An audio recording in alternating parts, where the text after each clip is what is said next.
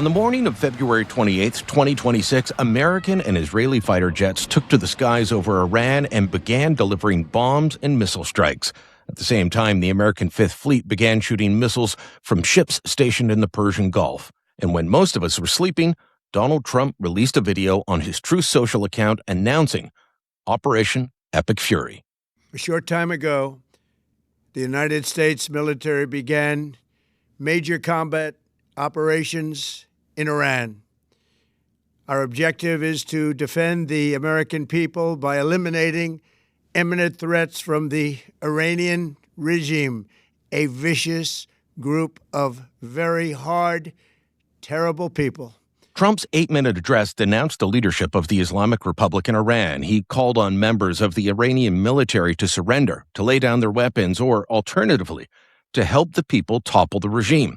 He told the Iranian people that help was arriving and that in time they should rise up and take back their country from the oppressive government that's been in power since 1979. Hello and welcome to the Full Comment Podcast. I'm Brian Lilly. We were supposed to bring you an episode about what could happen in Iran. Two great interviews were recorded last Friday with Jonathan Panikoff, a security expert, former intelligence officer for the U.S. government, and currently director of the Scowcroft Middle East Security Initiative at the Atlantic Council. We also spoke to John Bolton, the former American ambassador to the United Nations and Donald Trump's national security advisor from 2018 to 2019. Well, of course, hours after those interviews were recorded, the bombing started. Iran's supreme leader, Ayatollah Khamenei, was killed along with many others in positions of senior leadership. So, a new podcast episode had to be created. Over the weekend, I was lucky enough to speak with Canada's former ambassador to Israel, Vivian Bercovici, from her home in Israel, as Iran was still carrying out their retaliatory attacks. I spoke with former Israeli spokesman Eylon Levy, to freelance journalist Adam Zivo, both of them in Tel Aviv, and with Canada's former Chief of Defense Staff Rick Hillier. This is going to be a different type of episode, but you will hear from each of these individuals as we explore what happened, what it means, and what comes next. Position on the developments in the Middle East remains clear. The Islamic Republic of Iran is the principal source of instability and terror throughout the Middle East. It has one of the world's worst human rights records and must never be allowed to obtain or develop nuclear weapons. Prime Minister Mark Carney's quick and strong support for Donald Trump and the attacks on Iran was surprising. He rightly pointed out, what many other world leaders would as well, that Iran could not be allowed to get a nuclear weapon. The Iranian regime and their supporters in the West have long claimed that Iran's nuclear activities are for peaceful purposes only. I put that claim to Jonathan Panikoff and asked if he believed it. No, I certainly don't. Look, the problem with Iran nuclear weapon is multifold. Number one, we've seen what a hostile actor they are, not only to Israel, but even to Gulf allies when they don't like how the Gulf is acting, how it's coordinating with the U.S., with the U.K., with Israel.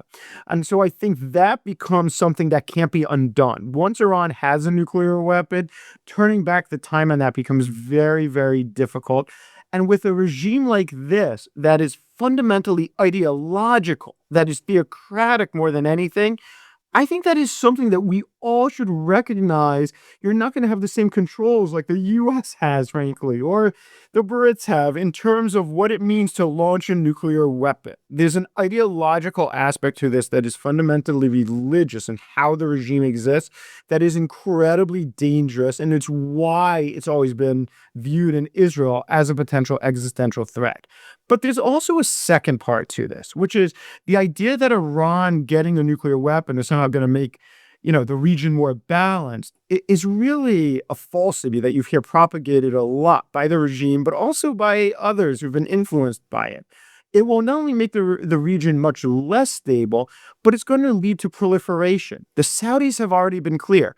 If the Iranians get a nuclear weapon, the Saudis also are going to get a nuclear weapon. If the Saudis get a nuclear weapon, I would be very surprised if you do not see other countries, including Turkey, for instance, get a nuclear weapon. I think the last thing we need in the Middle East is more states with nuclear weapons. I think we need to be, frankly, trying to diminish any other states from wanting them. In Panikoff's view, President Trump was acting to stop Iran from developing their nuclear capabilities further. He also had made a promise to the Iranian people that he would help them, and that kind of backed him into a corner. To Panikoff, there's also another reason he had to act, sending the right message to countries like China and Russia. Then your only alternative right now is probably to strike, because if he's back down, it's not just a message to Iran. It's a message being sent, frankly, to China, that the U.S. is actually not going to keep its word and its commitment. And so, by the way, most of East Asia is open for the Chinese to advance in the way they want to. It's a message sent to Russia that, look, in the end, Ukraine, and the deal is it's obviously hard to come by, but Ukraine is also available to push maybe even more, and so are potential other allies. Fundamentally, the U.S. won't be there. And of course, it's a message to the Iranian regime that they can kill thousands, if not 10,000, maybe more, people of their own slaughtered on the streets, and there really is not going to be a repercussion, despite the U.S. saying there would. That becomes very difficult for U.S. global leadership. It would be akin to Barack Obama's red line in Syria. And I mean, that was violated repeatedly. And I think that cost President Obama an awful lot of credibility on the world stage. I think that's absolutely right. Look, that red line in the middle of the second term, I think you'll get some people who say, well, a lot of the chemical weapons were removed, they were sent to Russia. But the reality was, we actually have found out, unsurprisingly, I think to a lot of us, that no, Assad held on to some of the chemical weapons. No, he kept violating secretly. No, that President Obama's decision not to strike when we, U.S., had jets on the tarmac ready to go, probably didn't create greater U.S. leverage, or frankly, a safer and more peaceful world.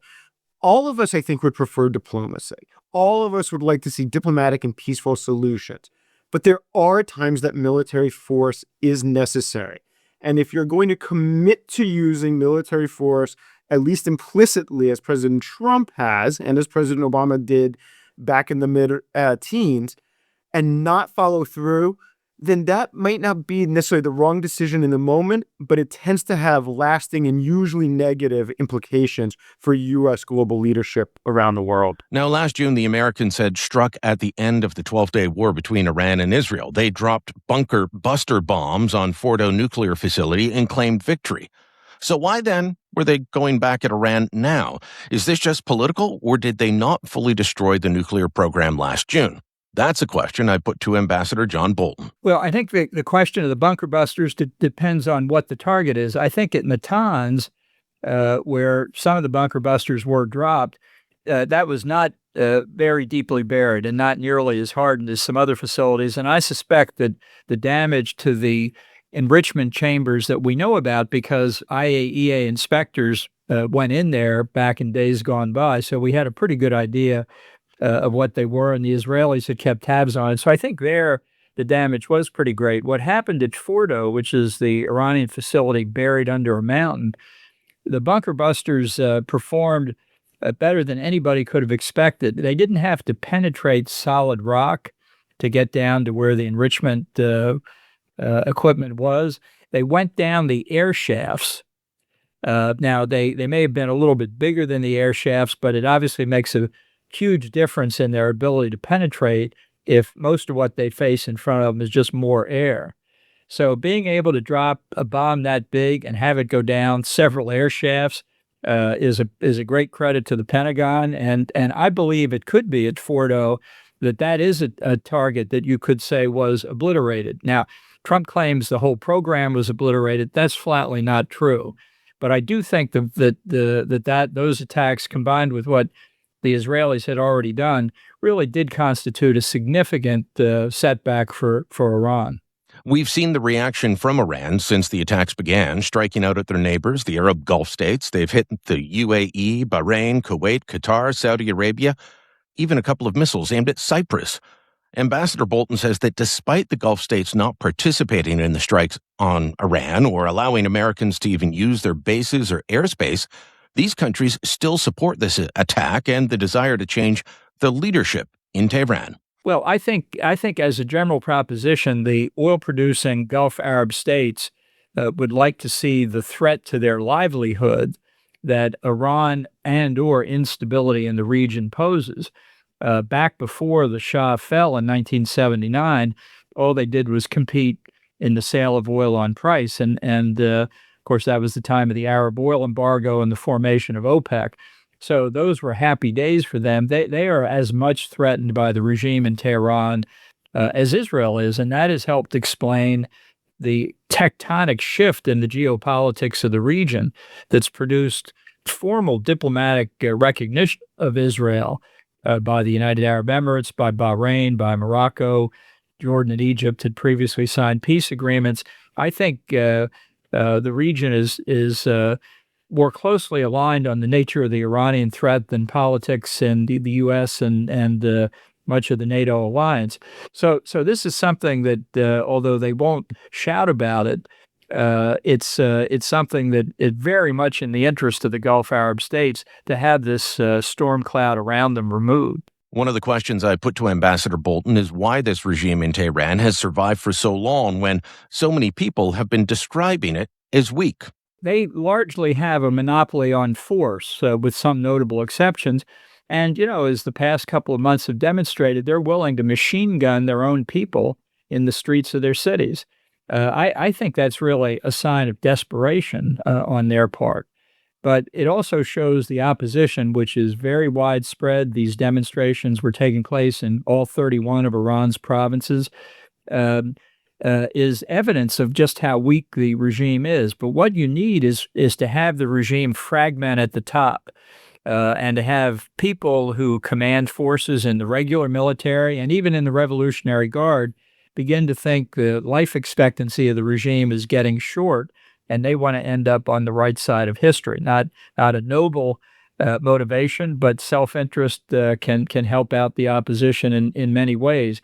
Which is why if you target the instruments of Iranian state power that can threaten us, Israel, the Arab states, and also threaten their own people, degrade those assets, I think you can expand the instability that already exists. So my first target list would be Revolutionary Guard headquarters and bases and facilities, the Basiji headquarters, the ballistic missile programs, and the Iranian Navy, just for good measure, because that does pose a threat to the Gulf Arabs, our deployed forces in the region, and has the capability to mine the Strait of Hormuz, which would not be good for the global price of oil. So that would be my first target list. And as people in Iran saw during the 12-day war last year, and really concluded, I think, very broadly, at that point, the regime could not protect its most important assets, the nuclear program and the ballistic missile program. And it's a pretty easy logical jump, as the people made, to say if they can't protect their most important assets, they can't protect themselves. And once you draw that conclusion, the one that follows that is their days are numbered. And I think that's really right.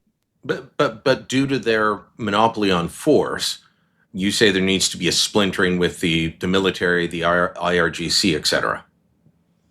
Right. I think that's the way that would happen. Now, the one part of the population that is armed is the Kurdish population, and it is part of the very large ethnic population in Iran that's very dissatisfied now. Depends on whose census you believe, but Persians only constitute 50 or 60% of the total population. The Azeris, Kurds, Arabs, Baluchis, others are something like 40 to 50% of the population. So it's the kind of thing that once the regime begins to crumble at the top, it could crumble quickly. We've heard stories, for example, in these demonstrations and earlier demonstrations back when the women of Iran went out to protest the murder of Mahsa Amini, the young Kurdish woman 3 years or so ago who refused to wear the hijab, who challenged the legitimacy of the Ayatollahs themselves. that in local police stations in towns and villages and small cities, the police were on the side of the demonstrators. I think that if they saw that the outside world knew and understood how strongly they felt against the regime and provided some tangible assistance, military and other, that it would give them more of a sense that this is really doable. Now, a real question is how far Donald Trump will go here. When he sent troops into Venezuela to arrest Nicolas Maduro, it was widely expected that he would try to change that regime, but he didn't. Ambassador Bolton calls that a mistake he hopes isn't repeated here. Well, let me just take Venezuela as a quick aside. I think it was wonderful that we captured Maduro, but I think we stopped too soon. The people, this was not really, remember, the Maduro regime. It was the Hugo Chavez Maduro regime. Everybody else who's left in at the top of the government in Caracas, starting with acting President Delcy Rodriguez, is just as much of a Chavista as Maduro ever was. And I'm very afraid that by kicking the opposition to the side, Edmundo Gonzalez, who by the account of international observers won 70% of the vote against Maduro in 2024, and Maria Corina Machado, the leader of the opposition, that delegitimizes them, and they're really the basis on which I think overthrowing Maduro was a legitimate thing for the United States to do. In Venezuela, I would have argued there was an alternative in the wings. That's what I'm saying. I'm not sure there is in Iran. Well, let me finish the point. Because the idea that Trump might make a deal where somebody of the current regime, Iran, is left in charge, will produce no change, in my view, and therefore will not be worthwhile undertaking. Just as I think he made a mistake in Venezuela, the odds are that the successor regime in Iran would be very temporary, and it could consist of officers of the regular military. There's not just the Revolutionary Guard. There's the regular military. It's not filled with people who wanted to be the protector of the revolution. And I'm not saying they're Jeffersonian Democrats, but I am saying they're people who could keep order in the country, and but with a sophisticated and educated population at the top, which you have, and with hundreds of thousands of emigres and exiles in Europe, in Canada, and the United States, I think this is a country that has a real future in front of it. You have to take each one on its own facts. And here people say, but you could, in general, on regime change, people say, well, you could get a worse government. I will tell you, in Iran, it is hard to imagine a worse government than the Revolutionary Guards and the Ayatollahs. And I think that's what the people believe. Now, what that also says is that Trump should have been consulting very closely with the opposition so that we don't have to tell them exactly what we're going to do, but we have to know when the right moment to act is. We did that in 2018 and 19 when we were trying to overthrow Maduro for the first time, and really followed the opposition's lead. It didn't turn out to be successful, but we worked closely with the opposition. I hope that's what the Trump White House is doing. I was glad to see them during the demonstrations provide, according to press reports, 6,000 Starlink terminals to allow them to communicate better inside Iran and with their supporters outside. I hope we're doing more of that to help the opposition inside Iran get more structure and leadership. John Bolton wasn't the only former ambassador I was speaking with about Iran over the weekend. Vivian Bercovici was Canada's ambassador to Israel from 2014 through 2016. She currently splits her time between Toronto and a community in Israel's Negev desert. Still deeply connected with people in diplomatic and intelligence circles, she told me that the threats coming from Iran went far beyond the nuclear issue and far beyond Israel.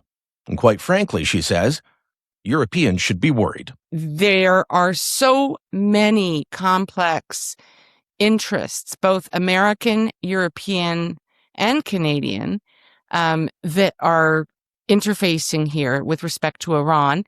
The nuclear issue is one. A very significant issue is the ballistic missile range. There is intelligence, we know this, that since June, because Iran had this setback on the nuclear side, they've thrown all of their resources into enhancing ballistic missile production, in terms of quantity, and in terms of range. So those ballistic missiles, if I'm looking at the maps correctly, could hit significant parts of Europe. Correct. We're talking about being able to hit all of Italy, the south of France, perhaps into Switzerland. That has to have the Europeans nervous. One would think, and I think some of them are nervous. But not only have they developed a much broader, much greater range for their ballistic missiles, and they're pretty accurate. They're not as accurate as they could be, but they'll improve. They've been bragging about developing the capability in the short term of having the ability to hit the United States. So that's a pretty serious threat, whether it's true or not. The other thing that my understanding is that there's significant intelligence to support is that the Iranians also have the ability to put warheads on these ballistic missiles that carry biological, chemical weapons and possibly, eventually, if not already, nuclear. Exactly. I was going to say dirty bomb nuke. So that capability pertains directly to Israel and somewhat to Europe. Lots of information so far and more to come. A quick break and then a discussion with General Rick Hillier, Adam Zivo, and Eylon Levy. There were so many missed opportunities to catch this before the devastating thing happened. A third of them we found literally in the phone book. These people were not afraid. They knew that nobody was effectively hunting them. They knew they had escaped justice, that they were going to die in their beds. When I give talks at law schools, is that the charter ultimately is empowering a minority, and it's empowering a minority that's a guild across the country, and it's a fairly elite guild, and the guild is lawyers. Families who were split by referendum and brothers and sisters who never talked to each other for years after the referendum because they were so angry at each other because of emotions on both sides. The reason he was assassinated was not because he was trying to put a satellite into space, but because the gun that he was creating had other applications that made him and the gun very dangerous. It's finally here. A new season of Canada Did What?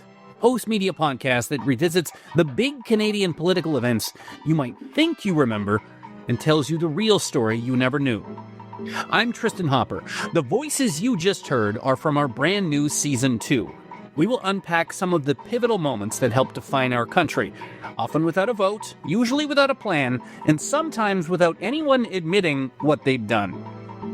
We'll find out how Canada became a welcoming paradise for untold numbers of Nazi war criminals after the Second World War.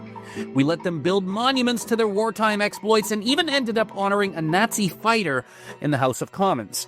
And I'm sorry to say that none of that happened by accident. We'll bring you the little-known story of a troubled Canadian rocket scientist who turned to a sinister life of selling giant guns to terrible people. And if that sounds like a spy novel, it ends like one too. You'll hear the behind-the-scenes story of Quebec's attempted secession from Canada and how very close we came to a political crisis that would have made Brexit look like a picnic. You'll hear about how the much-celebrated Charter of Rights and Freedoms turned into something its creators never wanted, and how many of the most extravagant warnings about the document were all quickly proven true. And you'll even hear about how authorities bungled multiple chances to stop the deadliest terrorist attack in our country's history, and then proceeded to pretend it never happened. These aren't dusty history lessons. They're stories about power, ambition, madness, and the things about Canada that a lot of people would rather ignore. But not you. You won't want to miss an episode. Subscribe to make sure you get all of Season 2 starting March 2026, anywhere you get your podcasts.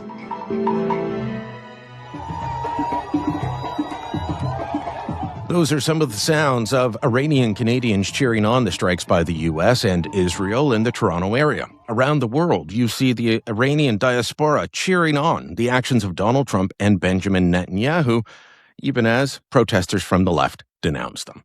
General Rick Hillier was Canada's Chief of Defense Staff from 2005 until 2008. Prior to that, he was the military leader for NATO's International Stabilization Force in Afghanistan. He's a smart man who's very familiar with how wars are fought, how the American military operates, and how actions can have consequences. During our discussion, Hillier went where others haven't. He connected the strikes on Iran with America's real nemesis in the world, China. But here's what I would also say. If you change the government in Iran, if you get in place a more balanced and dare I say it, potentially a democratic government that we're going to help the people live a better life, the oil supply to China changes dramatically now, with Venezuela being out of the picture and really dictated to by the United States of America, with Iran, who supplies a lot to China, being possibly and most likely taken out of the picture for doing that. All of a sudden, China's sources of energy change dramatically, and that's going to constrain their desire or appetite to invade Taiwan and do something in the South China Sea. You were speaking my language, General Rick. It's just too many people that don't understand that China is central to all of these disparate stories, that this is part of a larger picture. And China has been getting cheap oil from both Venezuela and Iran, and that has helped fuel their economic growth, but also their military aspirations. And Iran selling oil, cheap or not, to China gives them the money to prolong the terror campaign in Gaza with Hamas, in Lebanon with Hezbollah, in Yemen with the Houthis, with ISIS inside of Iraq, and of course with disparate, horrible forces inside of Syria itself. The Middle East, the region, won't change with the same regime in Tehran. When that goes, that will be a wonderful thing and give an opportunity there that's dramatic. But yes, it will constrain China. China won't have the easy, cheap energy source that you referred to. Again, with Venezuela and now Iran perhaps being taken out of the picture, they're going to have to look at things very differently, and that will constrain their appetite to do anything idiotic in the South China Sea towards Taiwan. So let me ask you this, because you have briefed prime ministers, both Prime Minister Paul Martin, who appointed you CDS, Prime Minister Stephen Harper, who you served under for a longer period of time. When you go in and you're presenting these options, and you described it, General Kane and the others would present options, the risk and the reward, the potential downfalls, the upside. Do you get into the potential political aspects of this as you're doing it? I mean, because a military action can have a very political impact, and you doing A means the other country can't do B, or may be dissuaded from doing B. You know, what type of analysis, what type of advice would you have given to prime ministers? Would they be giving to presidents? Is it just strictly military, or is there a geopolitical aspect to this as well? I don't think there's any such thing as strictly military anymore. There is a geopolitical aspect to it. And I recall just a simple little example. When we were in Afghanistan, I was the chief of defense staff. I was there with Prime Minister Harper, and you talk about giving advice to a prime minister. We talked about the military situation, Prime Minister Harper and I. We were in Kandahar talking about what the challenges were, and he was heading to Kabul to talk with President Karzai. And I said, Prime Minister, when you talk to the president, I knew President Karzai very well, spoke to him about all the issues, including this issue I want to talk to Prime Minister Harper about, and said, look, the Minister of Defense is simply not doing his job. We are not building the armed forces that we are going to need to be able to leave the defense and security of Afghanistan and the stability of this country in their hands. And that Minister of Defense needs to change. He needs to go. And we need to have a leader in there who can actually get things done. And yes, reduce that corruption and a variety of other things. And that certainly was not my purview to talk about who were the ministers in the government of Afghanistan. At the same time, the lives of our boys and girls and our treasure was supporting the president and the government of Afghanistan and the Afghans. And I wanted to get maximum effect. And I felt I had to make that advice clear. And I did. I think General Kane would have talked to the geopolitical piece of it without question. You simply have to remember your lanes, though. And you can step outside them, but there's no such thing as just pure military advice. You drop one bomb over Tehran, and all of a sudden you change everything. You change the relationship from Iran to Lebanon and Hezbollah, as I mentioned earlier, and you change the relationship in the Gulf when Iran then turns around and attacks, 6 other countries who were not part of the attack and immediately create 6 co-belligerents who are now ready to support the U.S. and Israel in an even greater way than they did before. So, yeah, you have to walk through those kinds of things. On Sunday morning, the second day of the offensive against Iran, I caught up with Adam Zivo. Adam is a columnist for the National Post. He's reporting on the war for the News Forum television station. In part of our conversation, he laid out why he thinks Iran may be striking out at so many of its neighbors in the Gulf states and using that as a way to try and pressure the United States to back off. We also talked about the political dynamics of these attacks within the American political world. Many of the Gulf states fear Iran. They fear the radical Islamism of the mullahs. They fear the Shiite sects. You know, these monarchies are usually Sunnis. They don't want revolution within their own states, and so they want Iran contained. And so, since the late 2010s, there's been a quiet but growing alliance between Israel and its neighbors to contain Iran. And that was epitomized by the Abraham Accords, which normalized relations between Israel and several Arab states. And in fact, Saudi Arabia was on the cusp of normalizing its relationship with Israel in late 2023, potentially early 2024, which is why some people hypothesize October 7th happened, that essentially Iran wanted to stop that from happening, right? So we know that Iran is aware of the fact that these states are not necessarily friendly, but it would have been stupid for Tehran to attack these states earlier, because that would, of course, push these states into Israel's arms.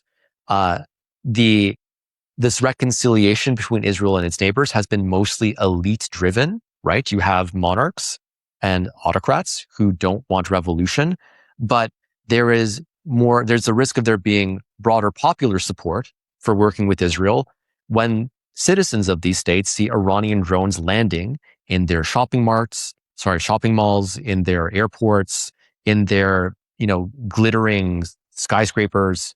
I believe a hotel in Dubai was hit. Yes, 7-star hotel, one of the most luxurious hotels in the world. The Burj Khalifa was almost hit, right? So when Iran has, when we see that Iran has made this choice to attack these states, we see that there's a short-term gain here, right? So it is generally hypothesized that the rationale is that Israel is very hard to I guess, like, harass. The Israelis are well prepared. They can shoot down missiles. They have all these shelters. They're resilient. But Dubai never expected this, really. And so I think that Iran is planning on applying pressure to the Gulf states so that the Gulf states go back to Israel and to the United States and say, wait, guys, we are suffering way too much here. We need to tone this down and we need to de-escalate and get to negotiations. And if that play works for Iran, okay, the mullahs will live to see another day. Their regime will survive in the short term. But this will only consolidate the anti-Iranian alliance in the Middle East. And I think that will be ultimately the final nail in the coffin for this regime. But we're seeing Iran basically burning its last options here to stay afloat. Listening to American military officials, retired generals on TV, et cetera, talking about what to expect, they've been saying days, potentially weeks of this operation going on, that this would not be the way it was in June, where the U.S. went in with one attack and then left, that this will be sustained for multiple days. So what you just laid out there with Iran trying to provoke the Gulf Arab neighbors into pressuring the U.S., pressuring Israel for peace talks, that makes a lot of sense. Yeah, it does. I think the the Islamic regime sees this as an existential threat, right? This is not just a small operation. It seems as if Trump really wants to make sure that he makes a difference here. Of course, with the midterms coming up, he needs to show his voters, he needs to show Americans in general that he is strong and that he's delivered victories. I think that his victory last summer was marred by the fact that the destruction of Iran's nuclear program was much less significant than it initially seemed, right? So then people might ask, well, was it wise for the United States to get involved if they didn't achieve their goals? So I would imagine that if I was a Republican strategist, I would want to make sure that there are lasting effects. Otherwise, people will say that this is a waste of money. Now, we can't forget that about, I think, 80% of Americans don't want to intervene in Iran. Like this war is actually very unpopular amongst American voters. So Trump is actually, he's making a big gamble here, right? And you don't do something like this, which is unpopular, unless you want to see some brilliant results that will retroactively win people over. The isolationist tendency within the United States is strong. And it is definitely not contained to Democrats now. There's a strong isolationist element within MAGA. In fact, I would say perhaps the majority of MAGA. So I was just pulling up Real Clear Politics to see if they've got the polling on this. But you're right. It is incredibly unpopular. And if it drags on, well, the generals are talking about weeks, but if it does drag on for months of military operations, costing treasure, costing lives, this will hurt Trump in the midterm. If it is a 2-week war that results in the Islamic Republic falling and a new free Iran emerging, well, I think it would be a very different scenario as it plays out in U.S. domestic politics. So, I mean, once again, this is a huge gamble because this could either become a quagmire that costs Trump a lot of political capital, or it could be an amazing victory, right? Regime change in Iran is something that Americans have dreamed of, or at least some Americans have dreamed of for decades. And, what greater way to show that Trump is a powerful leader who can protect the United States than for him to topple one of the United States' main adversaries? But I think that it's the gamble that he's willing to take because right now, he's flailing in many other policy areas. Immigration, sure, there's some he's a bit popular there, but it's not, he's made some missteps. The economy is not doing as well as it could be. Trump is deeply unpopular right now. There are questions about whether or not there will be a blue wave. So if there's a time for him to make such a gamble, the time is now, especially after what happened in Venezuela. We saw that the Americans were able to very easily take out Maduro. That made the United States look strong. And of course, with the Iranian protests, he has the moral case for intervening, which might not be as salient, let's say, in 6 months or a year or 2 years, right? So all the factors have aligned here to make this gamble the right gamble for this time, but it's unclear whether the gamble will pay off politically for him. How is the Israeli population reacting to this? I know that at times Benjamin Netanyahu and his government have been deeply unpopular. I haven't looked at recent polling in Israel. He's been allowed to stay in power, no elections due to the fight against Hamas, which is now largely over. How are Israelis reacting to Iran? How is it impacting domestic politics in Tel Aviv and surrounding areas? So Netanyahu is very unpopular amongst many Israelis, although he does still retain a big base of support. Much of the anger towards him has been through centralization of power, his attempts to impose judicial reforms, and of course, the way that he prosecuted the war in Gaza, with many Israelis thinking that he prolonged the war unnecessarily and went too far.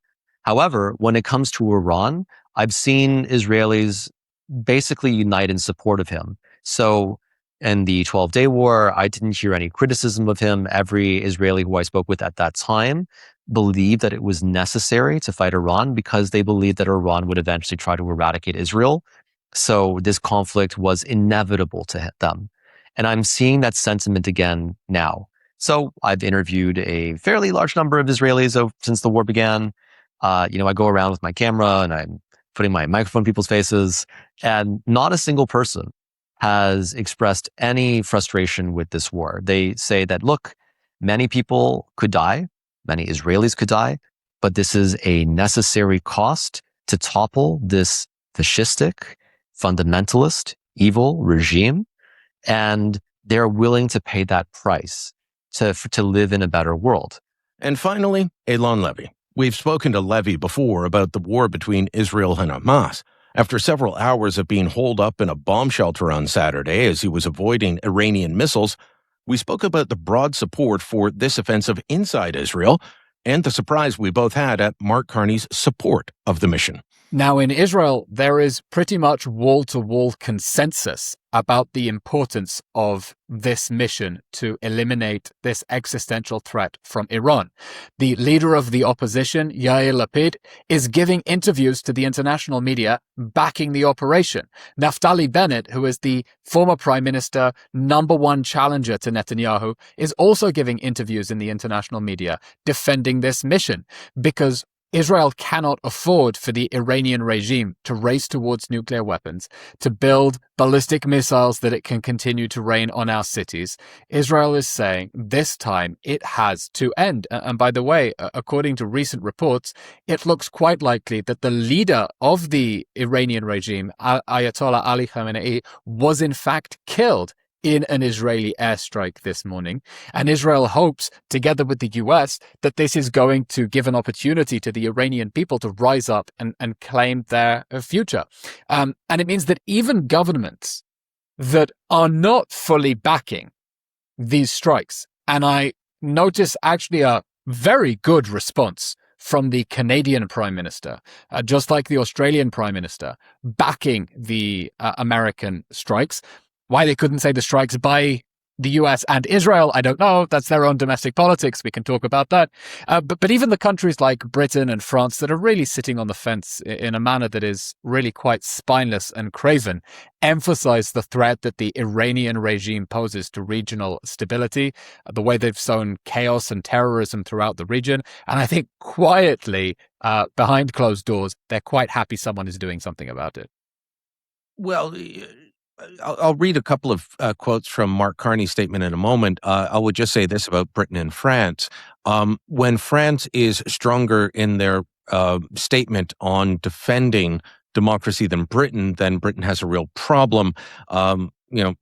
We all know the jokes about France that everyone in Britain will make on a daily basis. And yet Emmanuel Macron is stronger than Keir Starmer in his reply to what Israel and the United States are doing. Now, Mark Carney did make one quick mention of Israel within his statement. He said, Canada reaffirms Israel's right to defend itself and ensure the security of its people. As Canada's former ambassador to Israel, Vivian Bercovici, said to me in an earlier interview, why does that even have to be said? It shouldn't have to be said. And she agreed with you that, there should be some mention of the fact that this is the Americans and Israel doing this together. But these are the points that made me say, okay, I'll give him credit, because we would not have gotten this from Justin Trudeau, I don't think. And you and I have talked in the past about Justin Trudeau and the way that people in the Middle East would roll their eyes at Canada when he was our leader. But Prime Minister Carney said, Canada and our international partners have consistently called upon the Iranian regime to end its nuclear program, including at the 2025 G7 Leader Summit in Kananaskis and with the United Nations reimposition of sanctions in September. Skipping down a couple of paragraphs, goes on to say, Canada supports the United States acting to prevent Iran from obtaining a nuclear weapon and to prevent its regime from further threatening international peace and security. Eylon, I know that you understand the dynamic between Washington and Ottawa at the moment and how Canadians are elbows up and, hating on Americans. For Prime Minister Carney to say that did take some gumption, I would say. And so I'll give him credit for that. We can quibble about does it go far enough, but it's further than the previous guy would have gone. Yeah, the statement from the Canadian Prime Minister definitely took gumption, considering the domestic pressure on the streets. You have a very large movement in Canada that is sympathetic to the Iranian regime and to the proxy forces that have been waging war across the Middle East, and frankly would rather the Iranian regime. We've allowed so many members of the IRGC into the country. There's far more members of the Iranian diaspora, but Well, right, which is absolutely appalling. And still that statement took gumption that Britain didn't have, because, I have Keir Starmer's statement in front of me, despite calling the regime abhorrent, talking about the murder of thousands of dissidents, the direct threat that it poses on the UK, where Keir Starmer says Iran has been behind more than 20 potentially lethal attacks on the UK soil in the last year, and that the UK's primary mission is making sure that the Iranian regime is never allowed to develop a nuclear weapon. It was most important for Keir Starmer to point out that he was sitting this out and didn't really have a position on the American strikes, even though it's clear that diplomacy had completely failed to bring Iran to heel, and it was still exercising aggression across the region. And I hope it is obvious to everyone now the extent of the threat that the Iranian regime poses the whole Middle East, because the Iranian regime is out of control. It has basically declared war on all of its neighbors. A missile or a drone hit a hotel in Dubai, hit a high-rise in Bahrain, Jordan rebuffing about 50 drone and missile attacks, Saudi Arabia condemning Iran for an attempted attack on Riyadh, a drone that hit Kuwait International Airport. The Iranian regime is completely out of control and is lashing out across against other parties in the region that you'll see are not condemning the United States. They're definitely not condemning Israel. I think this is a day that they've been waiting for a very long time indeed. As I wrote in my column over the weekend for the Toronto Sun, the whole world should be celebrating the demise of Iran's Ayatollah Khamenei, a man responsible for so much misery in that country and atrocities around the world. The situation in the Middle East is fluid. A lot can change in any moment. What we can and should hope for is a quick end to the fighting, but also an end to the Iranian regime and the emergence of a free, peaceful, and hopefully democratic Iran. Full Comment is a Postmedia podcast. My name's Brian Lilly, your host. This episode was produced by Andre Prue, theme music by Bryce Hall. Kevin Libin is the executive producer. Make sure that you hit the subscribe button, leave us a comment or review, and share this on social media. Thanks for listening. Until next time, I'm Brian Lilly.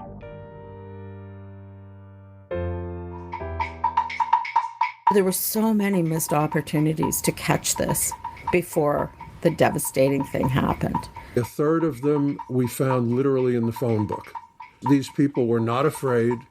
They knew that nobody was effectively hunting them. They knew they had escaped justice, that they were going to die in their beds. When I give talks at law schools, is that the charter ultimately is empowering a minority, and it's empowering a minority that's a guild across the country. And it's a fairly elite guild, and the guild is lawyers. Families who were split by referendum, and brothers and sisters who never talked to each other for years after the referendum because they were so angry at each other because of emotions on both sides. The reason he was assassinated was not because he was trying to put a satellite into space, but because the gun that he was creating had other applications that made him and the gun very dangerous. It's finally here. A new season of Canada Did What?